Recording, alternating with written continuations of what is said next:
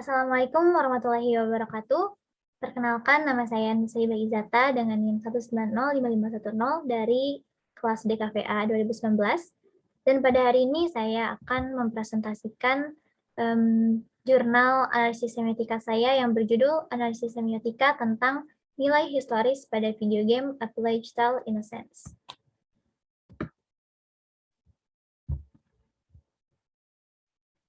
Oke, sebelum masuk ke pendahuluan, saya akan memaparkan isi dari presentasi yang akan saya jelaskan pada hari ini.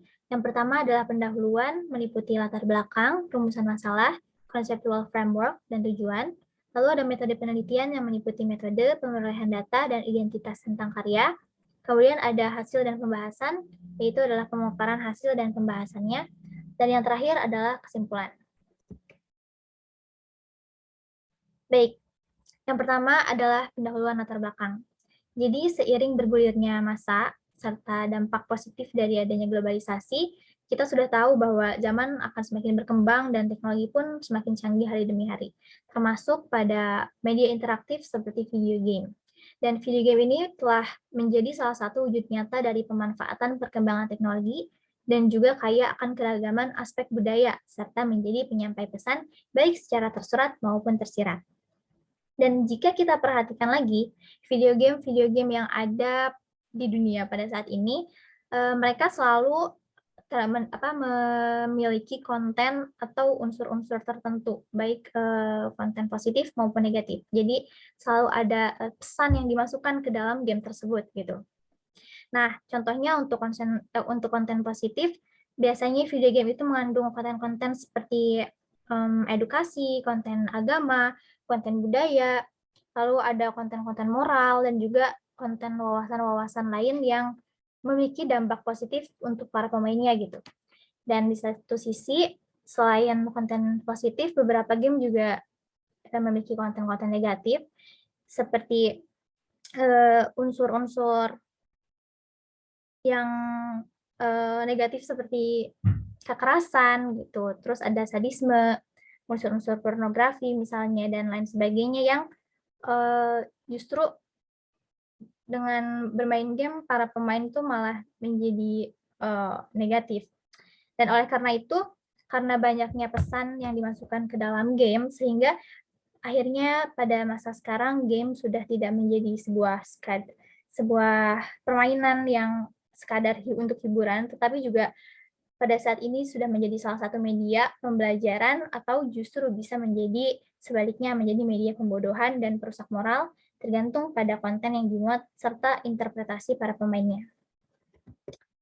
Oke, selanjutnya untuk penelitian pada kali ini saya mengangkat salah satu video game yang syarat akan muatan dan unsur historis abad pertengahan Eropa berjudul A Plague Tale: Innocence. Dan A Plague Tale: Innocence ini secara singkat merupakan sebuah permainan stealth bergenre action adventure yang dikembangkan oleh Asobo Studio dan diluncurkan oleh Focus Home Interactive pada tahun 2019. Mengapa saya mengangkat game ini dan mengapa game ini menarik untuk diangkat gitu? Karena sejarah Eropa pada abad pertengahan memang cukup terkenal dan menarik untuk dibahas karena kita tahu sendiri bahwa pada saat itu banyak sekali terjadi tragedi, peristiwa, dan fenomena-fenomena luar biasa yang menggemparkan seluruh Eropa, bahkan dunia pada masa itu. Selain itu, permainan ini juga cukup menarik, baik dari segi alur cerita, narasi, atau storyline, maupun dari segi visualnya yang mendukung, serta juga mengandung banyak tanda dan simbol kebudayaan berupa teks verbal dan non-verbal yang dapat dianalisis lebih lanjut melalui kajian semiotika pada kali ini. Selanjutnya adalah rumusan masalah. Pada penelitian ini saya memiliki 3 rumusan masalah yang akan saya bahas. Yang pertama adalah apa saja nilai historis atau sejarah yang diangkat pada video game A Plague Tale: Innocence. Yang kedua adalah bagaimana video game A Plague Tale: Innocence ini menyajikan nilai-nilai historis tersebut ke dalam bentuk visual.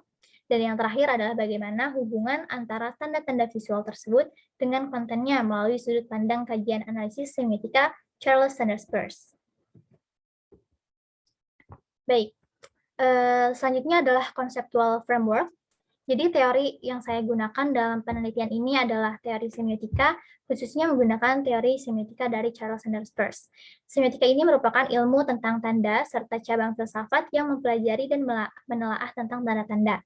Sedangkan untuk Charles Sanders Peirce sendiri, ia merupakan seorang ahli logika dan filsafat asal Amerika yang pertama kali menggunakan istilah semiotika ini.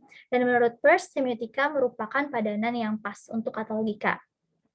Selain itu, teori Peirce atau konsep yang paling terkenal dari Peirce ini adalah konsep triadik atau trikotomi yang meliputi hubungan antara representamen, objek, dan interpretan. Nah, ini adalah gambar triadik, konsep triadik dari Charles Sanders Peirce. Yang pertama di sini dapat dilihat representamen dilambangkan sebagai X, yaitu adalah sign, tanda, atau sesuatu hal yang mewakili sesuatu gitu. Untuk interpretannya sendiri ini adalah makna atau tafsir dari tandanya, dan yang terakhir adalah objek, yaitu sesuatu hal yang diwakili oleh tanda representamennya. Oke, berikutnya adalah tujuan. Tujuan dari penelitian ini yaitu adalah untuk mengkaji nilai-nilai historis yang terkandung di dalam aspek-aspek visual pada video game A Plague Tale Innocence. Dan untuk tujuan berikutnya, saya berharap penelitian ini dapat menyumbang usaha pemikiran pada bidang ilmu semiotika, serta dapat juga digunakan sebagai bahan pembelajaran atau acuan oleh para pembaca yang meliputi mahasiswa desain komunikasi visual, penggiat desain kreatif, maupun pembaca secara umum dengan pengaplikasian teori semiotika dari Charles Sanders Peirce. Baik, berikutnya masuk ke dalam metode penelitian. Untuk metode penelitian ini saya menggunakan metode kualitatif yang menurut Sugiono merupakan penelitian yang berlandaskan pada filsafat positivisme dan digunakan untuk meneliti objek yang alamiah. Pada penelitian kualitatif ini, peneliti adalah instrumen kunci, serta hasil penelitian kualitatif ini lebih menekankan pada makna daripada generalisasi. Selain itu, untuk pemerolehan data, saya menggunakan metode studi pustaka atau library research, dan untuk pemaparannya adalah analisis secara deskriptif. Baik, selanjutnya di sini ada identitas karya. Jadi video game yang saya angkat ini berjudul A Plague Tale Innocence, sebuah game RPG atau role playing game di mana para pemain ini dapat mengontrol tokoh dalam sebuah game dan menjalankan tokoh tersebut untuk mengembangkan alur cerita pada game tersebut. Untuk developernya seperti yang sudah disebutkan sebelumnya adalah Asobo Studio dari Perancis. Lalu untuk publishernya ada Focus Home Interactive.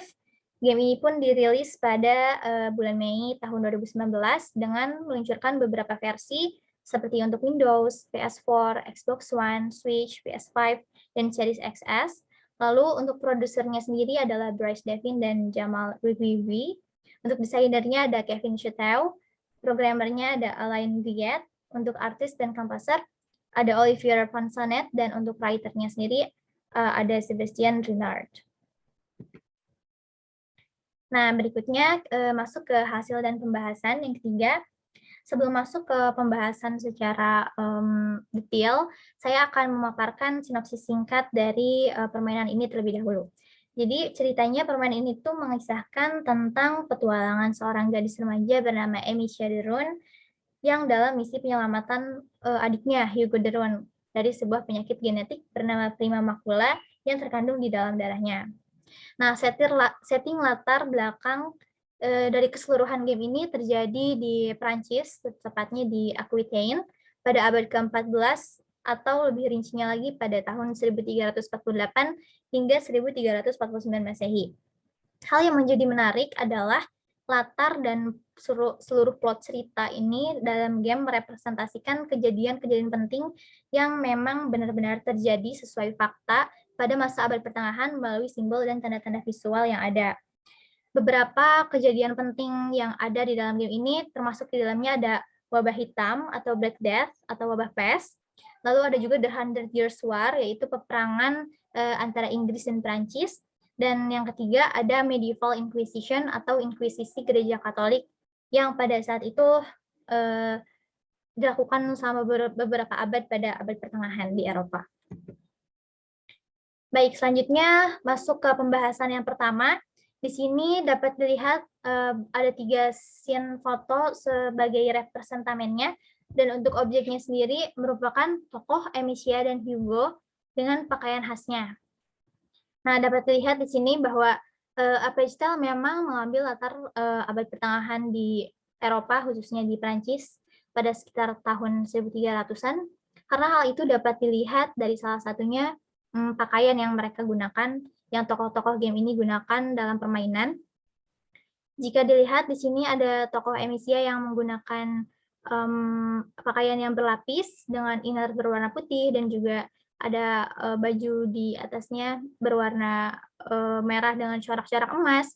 Ini menggambarkan busana yang sempat populer di Eropa pada abad pertengahan, terlebih di kalangan bangsawan atau di kalangan menengah ke atas, karena corak-corak tersebut menggambarkan derajat sosial atau keistimewaan yang berbeda dari kalangan-kalangan biasa.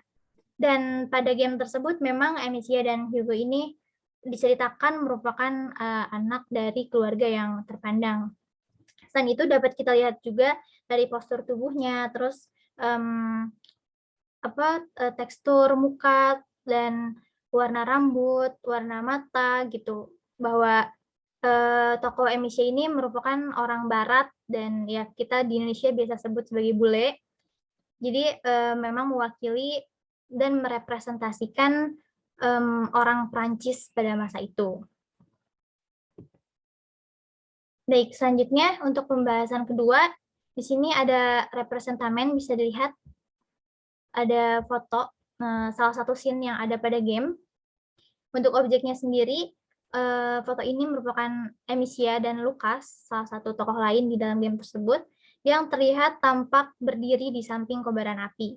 Mereka menghindari para predator atau tikus-tikus hitam yang berjumlah sangat banyak, ada ribuan atau bahkan jutaan, yang mengelilingi mereka dan menyudutkan mereka dari berbagai penjuru.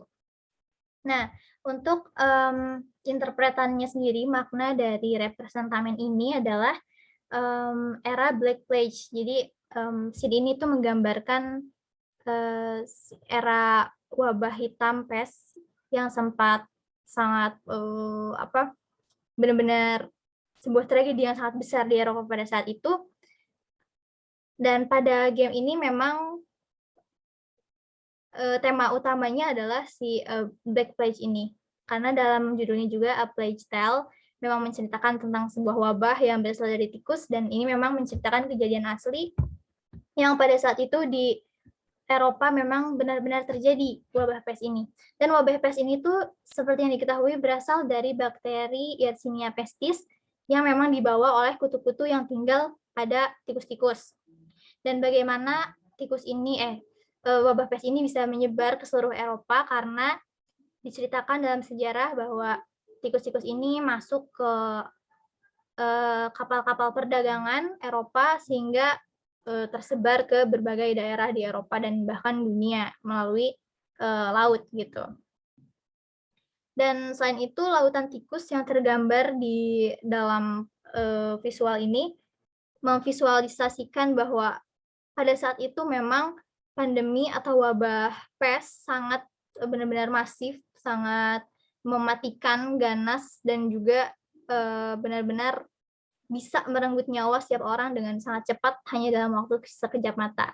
Sehingga pada game ini divisualisasikan bahwa tikus-tikus ini benar-benar ganas, bergerombol dengan jumlah yang amat sangat banyak, tidak terhitung, dan mereka seperti piranha gitu. Jadi sekali kena manusia langsung dalam sedetik langsung jadi tulang belulang gitu.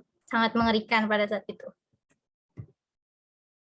Berikutnya di sini ada pembahasan yang ketiga. Untuk representamen sendiri bisa dilihat di sini ada visual scene, salah satu scene yang menggambarkan Amicia, Hugo, dan Lucas yang sedang dalam perjalanan menuju suatu tempat. Mereka melewati sebuah area luas di mana pada saat itu banyak sekali tubuh mayat prajurit perang yang bergelimpangan dan saling bertumpukan. Nah, untuk interpretannya, makna dibalik visual ini ada ceritanya gitu kan. Jadi kenapa di sana pada saat itu ada banyak tumpukan mayat? Ya berarti saat itu memang terjadi peperangan antara dua kubu yang berbeda. Dapat terlihat pada gambar ada yang berseragam biru dan merah. Berarti pada saat itu memang terjadi pertempuran antara dua kubu yang berbeda. Dan sesuai pada timeline sejarah, karena di tahun 1337 sampai 1453, pada saat itu memang benar-benar terjadi peperangan di Prancis antara Prancis dan Inggris yang disebut dengan The Hundred Years' War atau peperangan selama 100 tahun. Nah, itu disebabkan oleh konflik Prancis dan Inggris yang memperebutkan wilayah Aquitaine di Prancis. Dan lebih tepatnya pada game ini dijelaskan bahwa memang Amicia dan Hugo tinggal di Aquitaine di Prancis pada tahun-tahun itu. Nah, selain itu, hal yang menjadi merujuk pada sejarah juga adalah penggambaran di scene ini. Mungkin ini tidak bergerak ya, tapi pada scene ini dapat dilihat bahwa ada penjarahan mayat gitu. Jadi musuh-musuh memang pada saat itu dalam sejarah tertulis bahwa biasanya musuh perang memang menjarah mayat untuk menjarah mayat-mayat musuhnya untuk mendapatkan persediaan atau mendapatkan barang-barang berharga dari hasil jarahan perang. Dan pada scene ini memang terlihat saat Hugo, Amicia, dan Lucas sedang berjalan mau melewati padang area ini, mereka sesekali akan bertemu dengan prajurit-prajurit lawan yang sedang berkeliaran untuk menjarahi mayat-mayat pada peperangan tersebut. Baik, selanjutnya di sini ada pembahasan yang keempat. Di sini dapat dilihat untuk representamennya ada visual salah satu scene pada game. Mereka ini merupakan yang sebelah kanan adalah Grand Inquisitor atau Inquisitor Agung bernama Vitalis Benevent, yaitu merupakan tokoh antagonis utama yang merupakan pemimpin Inkuisisi. Serta pada sebelah kiri di sini yang memakai topeng adalah Lord Nicholas, yaitu adalah tokoh antagonis kedua yang merupakan anggota Inkuisisi berpangkat tinggi, serta merupakan tangan kanan dari Vitalis Benevent. Untuk interpretannya, kedua tokoh antagonis ini benar-benar merepresentasikan dan secara gamblang menggambarkan bahwa pada saat itu memang terjadi inkuisisi gereja Katolik gitu. Nah, pada saat itu memang juga dikenal dengan sebutan Dark Age atau masa kegelapan karena pada saat itu Eropa memang dikuasai di bawah kehendak gereja Katolik Roma, dan pada saat itu memang gereja Katolik Roma memang menghancurkan dan gencar mengeksekusi ajaran-ajaran atau orang-orang yang pada saat itu mereka anggap sesat atau keluar dari ajaran dogma-dogma gereja. Selain itu dapat juga dilihat simbol dari topeng dan beberapa simbol lainnya pada game, bahwa banyak sekali tanda salib gitu yang mengindikasikan bahwa pada saat itu memang seluruh Eropa adalah di bawah kehendak dan peraturan gereja Katolik gitu. Nah, baik. Untuk kesimpulannya sendiri, jadi seperti yang kita sudah bahas tadi, bahwa video game ini memang saat ini sudah menjadi salah satu media elektronik yang kaya akan keragaman aspek budaya. Karena hanya dengan melalui game A Plague Tale Innocence yang barusan dibahas, kita sudah dapat mengetahui dan sedikit banyak kita sudah memahami dan belajar gitu tentang sejarah kelam bangsa Eropa di era abad pertengahan pada abad ke-14-15 silam.